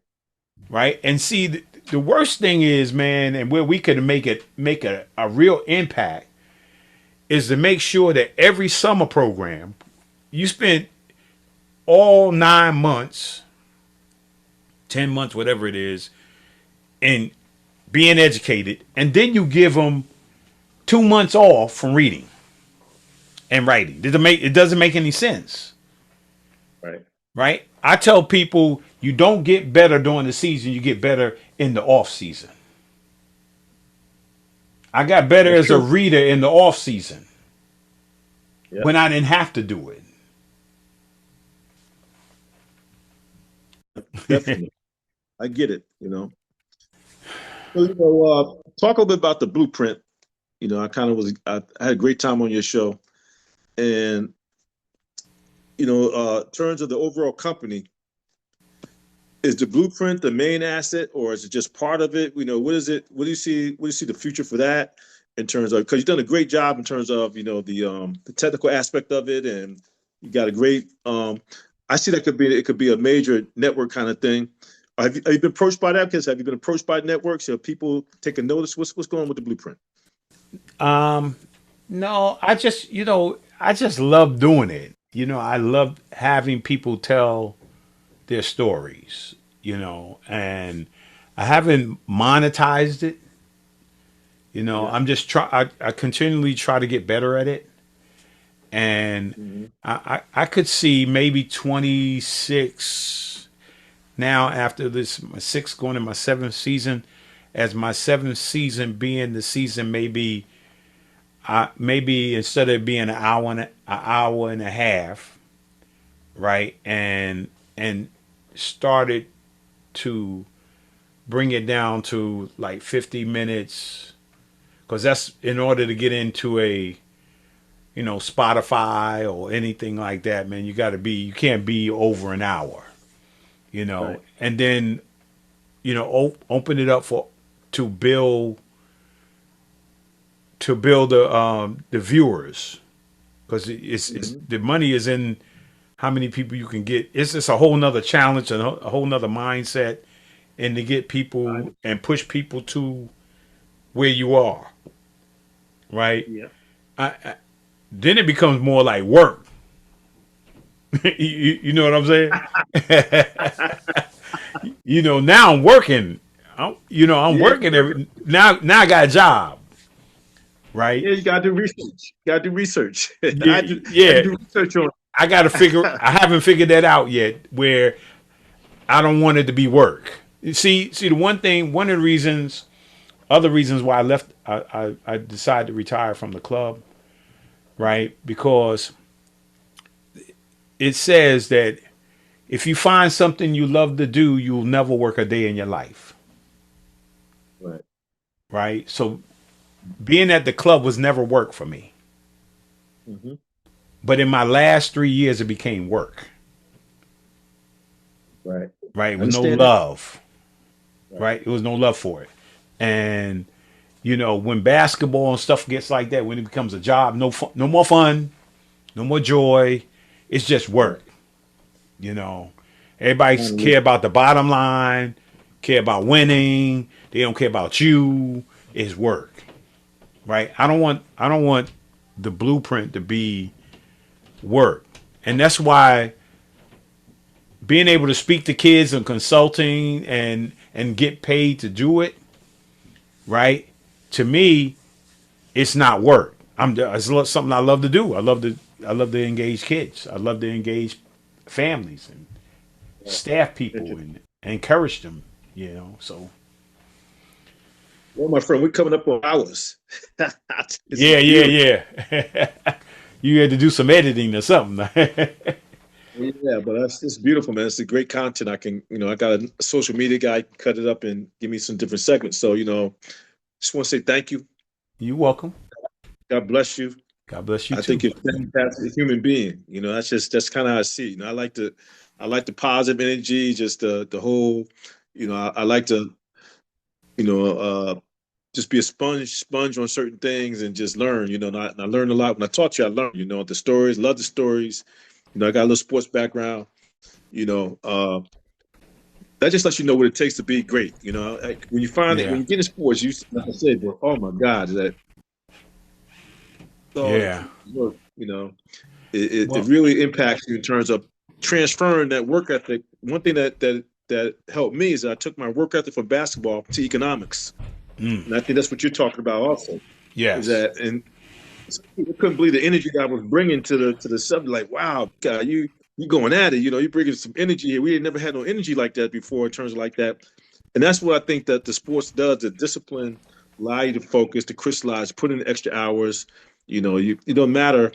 Some people like I talked to a friend the other day, just coming back from this little trip I'm on. Like she's like, Ken, I can't believe you're abusing yourself. Why are you working so hard? You retired. But that's what I. It's just my work ethic to get this thing going and get it to a certain level.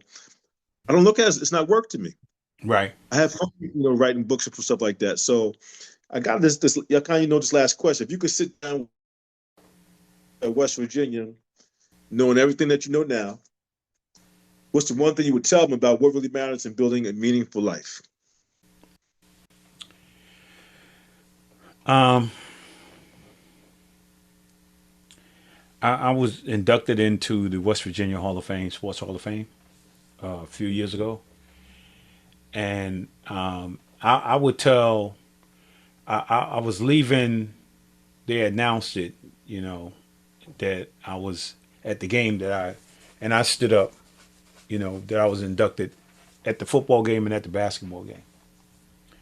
And I was leaving the building. I seen this guy. This guy came up to me. He said, "Hey man, my mom wants to see you." Right. And and so he brought her around. She had to be in her 80s or so. White lady, white hair. Right. And so she says to me, "I just want to say I enjoy watching you play." Right. You were a great player. Right. But the thing that made you great was in your humility. Mm-hmm. And the reason why I love to watch you play. And so, I, I would say, uh, to any of the players come up, is that it's the kind of legacy you want to leave, right? You want somebody to say that you bless their life, and that they look at you as a human being and not somebody that just stopped by for a few years to play basketball. And that's all they ever known of you as a basketball player, right? And that go be a great human being, right? And the basketball will take care of itself. Yeah, let me throw you a little curveball. This is one question you don't know, but I think you the man to talk about it. And it's you're married to a great woman. I kind of think the world of Patrice. Y'all been married 40 plus years. Speak a little about what it means. Something I'm still working on. I'm divorced, and I think everybody can work on it.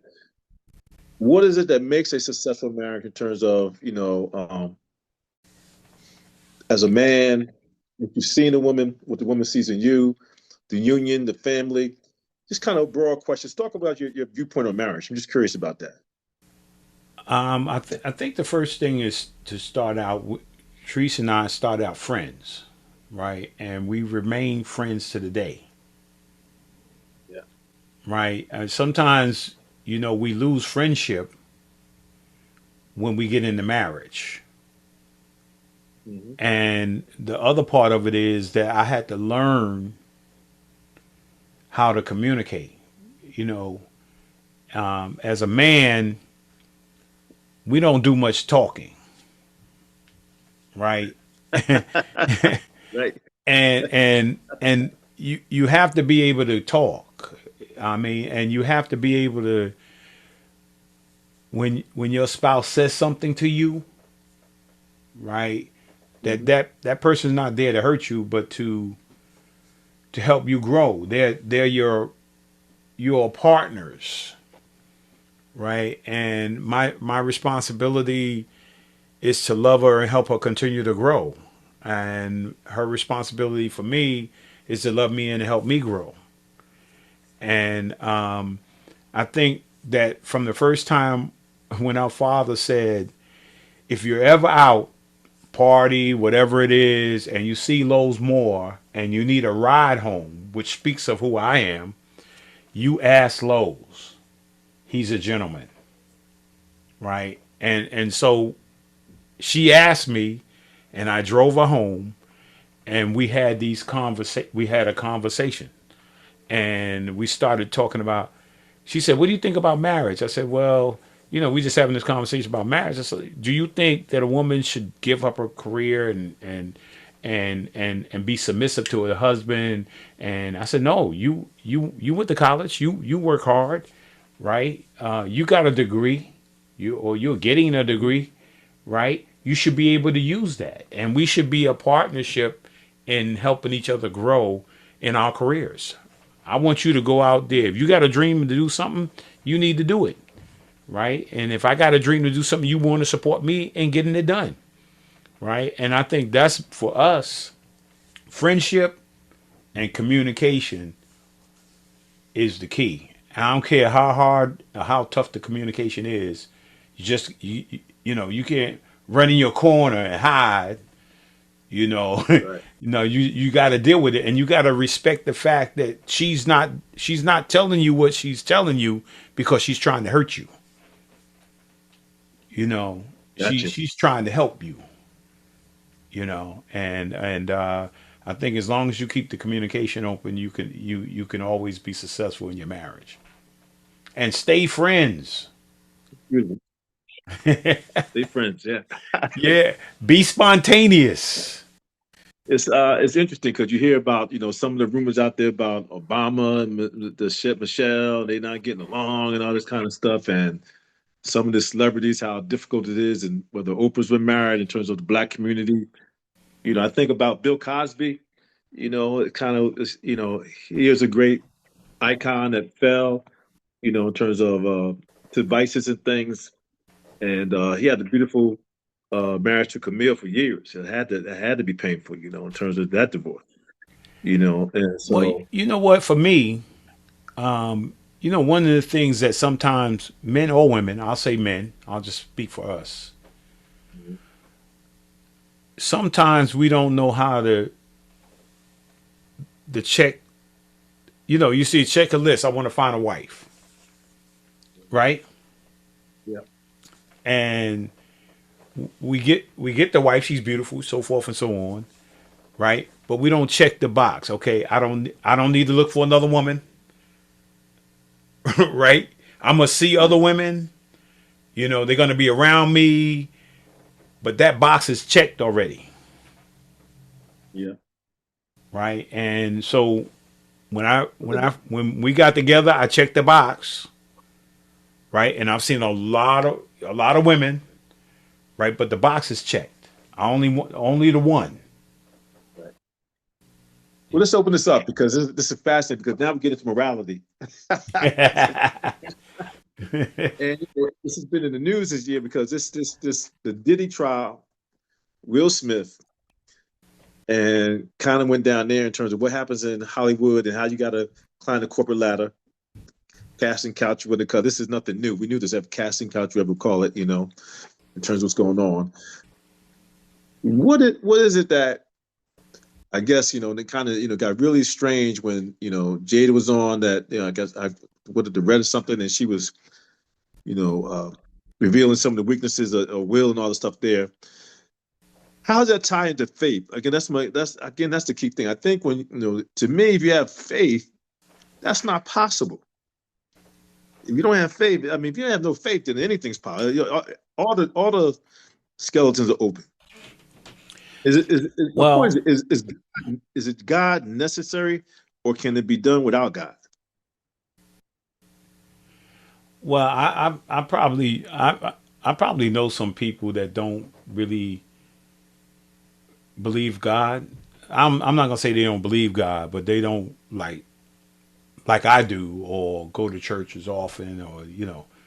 But they've had some success in their marriage, because of the respect that they have for the person that they're with, or vice versa, right? But I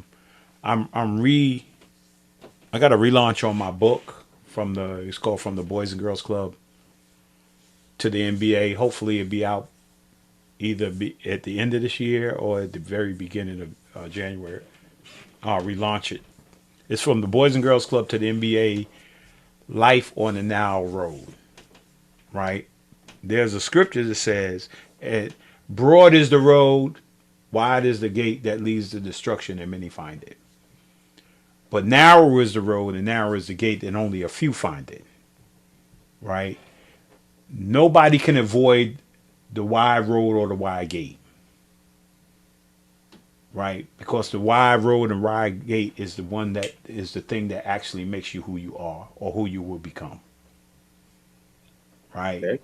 There, there's there's no life without tests or trials, There you go. Out the tribulations. That's right. right? And I can go in the gym and I can put on the greatest move and I can make 1,000 shots, but I will never know how good I am until there's a defense.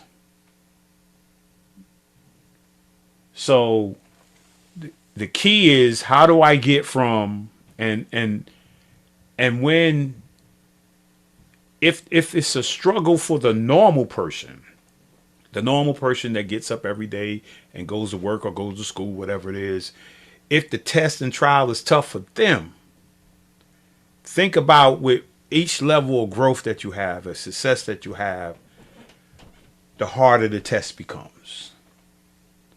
Yeah. You know, when you're a young kid, handsome, you know, it's a couple of girls. You know, you have success, it's 5 to 10 girls. I mean, you know what I'm saying?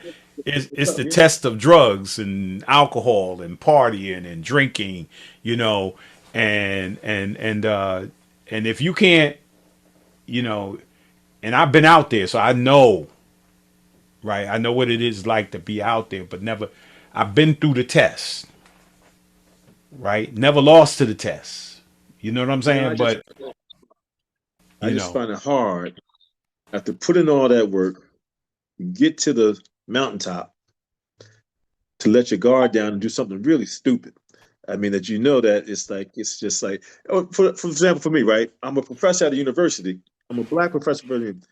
The first thing they expect I'm going to do as a black that I'm going to have sex with one of my students. That's on their brain. Like we know you're going to do it. Like why would I do it? You know, it's like that's the main thing. And the guy, I but mean, that's the test. but that's what my first. I mean, as soon as I got to BC, I had a professor told me said, "Look, Ken, I'm gonna tell you straight up.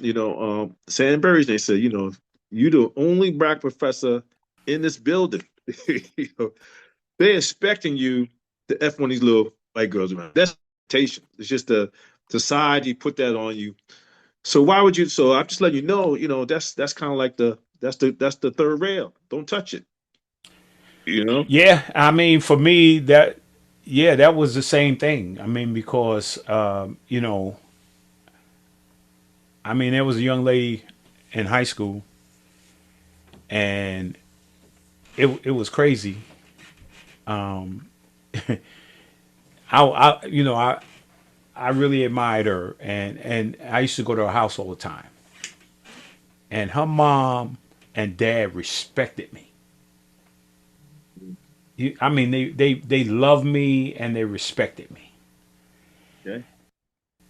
And they would leave me. They would go to bed. All right, good night, guys. And they would leave and go to bed. I mean, and we'd be in it hot and heavy. You know what I'm saying? And then Yeah. I'll go like, oh, I can't do this. Right.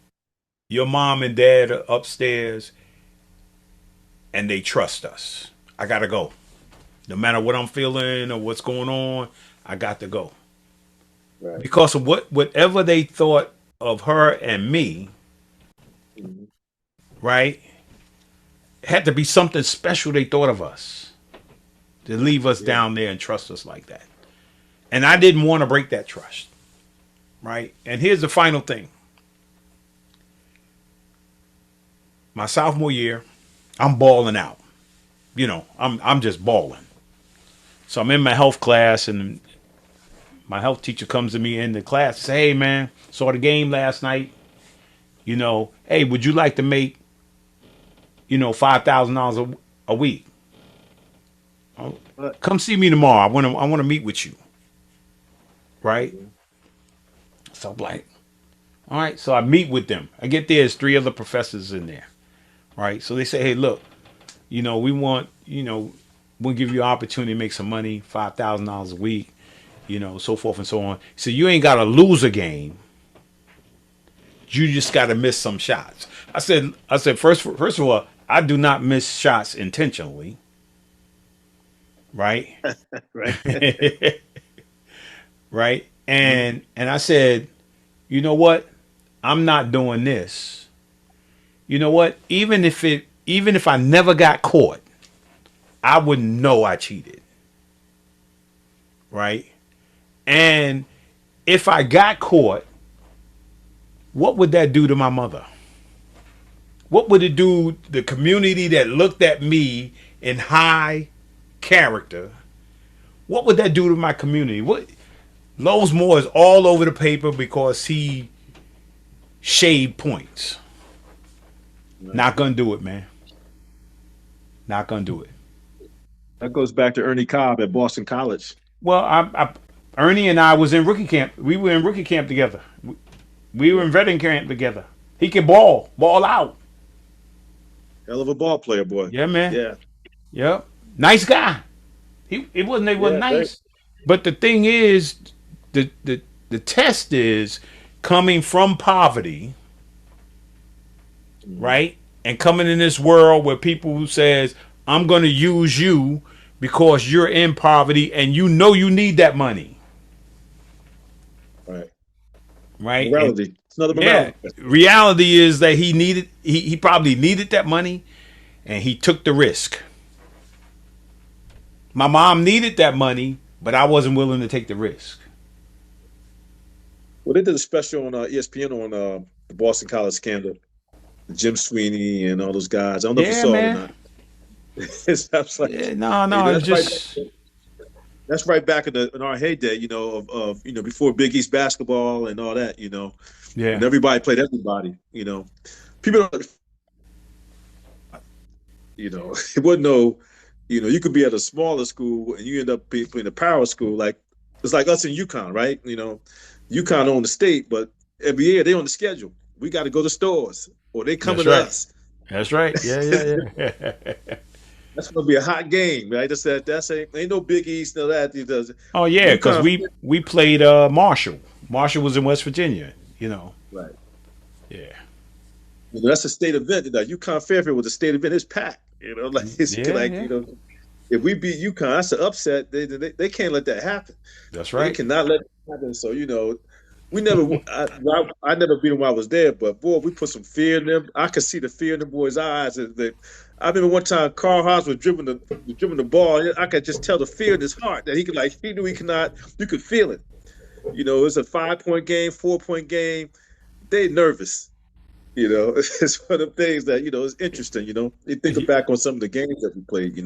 Yeah, And and even in those games, it's interesting. Like before things got big, playing New Haven Coliseum.